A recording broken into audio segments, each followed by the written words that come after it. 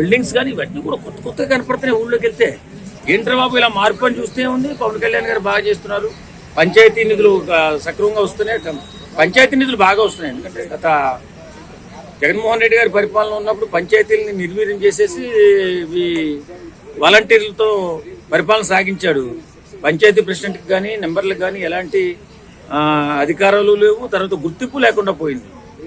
ఇప్పుడు వచ్చిన తర్వాత ప్రతి ప్రెసిడెంట్ కూడా కాలు వేసుకుని నేను గ్రామ సర్పంచ్ని చెప్పుకునే విధంగా పంచాయతీలకు నిధులిచ్చి ఎక్కడా కూడా ఎలాంటి కొరత లేకుండా విద్యుత్ కొరత కానీ, అలాగే డ్రైనేజ్ కొరత కానీ, అలాగే గ్రామాలలో ఉన్నటువంటి గ్రామ చివరిలో ఉన్నటువంటి నీటి తొట్లు కానీ పెద్దగా కట్టి ఇప్పుడు ఎలా అయిపోయిందంటే అద్భుతంగా అయిపోయి గ్రామాలు అవుతున్నాయి. ఇంకా జరుగుతుంది. మొట్టమొదటిసారి కూడా గ్రామ సభలు కూడా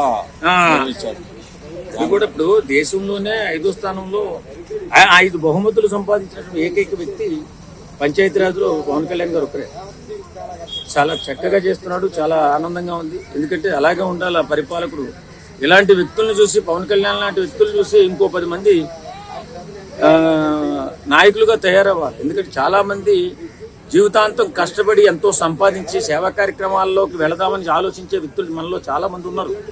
ఎంతో సంపాదించాం, కొంతైనా పేద ప్రజలకి అండగా నిలబడాలని ఆలోచన చేస్తున్నటువంటి వ్యక్తులందరికీ కూడా ఈయన ఒక మార్గదర్శిగా నిలబడ్డాడు పవన్ కళ్యాణ్ గారు. అయితే అలానే ఏదైతే ప్రజల కోసం ఇప్పుడు గవర్నమెంట్ ప్రజలకు ఆలోచించడమే అంటే ప్రజల కోసం ఆలోచించడం మానేసి అలాంటి మూగజీవుల కోసం ఇప్పుడు కొత్తగా పవన్ కళ్యాణ్ గారు ఆలోచిస్తున్నారు.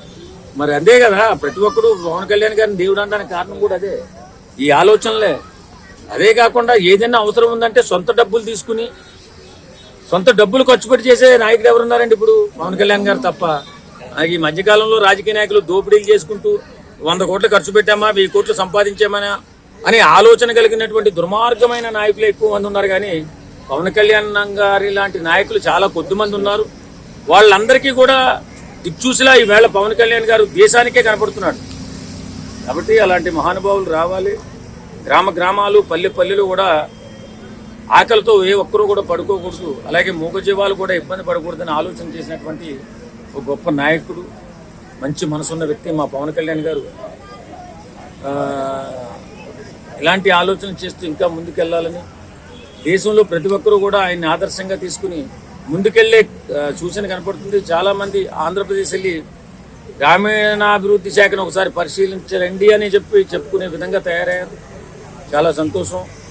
ఆయన నమ్మినటువంటి ప్రజలకి వమ్ము చేయకుండా అద్భుతంగా పరిపాలన చేసుకుంటూ ముందుకెళ్తున్న పవన్ కళ్యాణ్ గారు దినదిన ప్రవర్ధమానమై ఎదిగి అత్యున్నత స్థానానికి ఎదగాలని మనస్ఫూర్తిగా కోరుకుంటాం.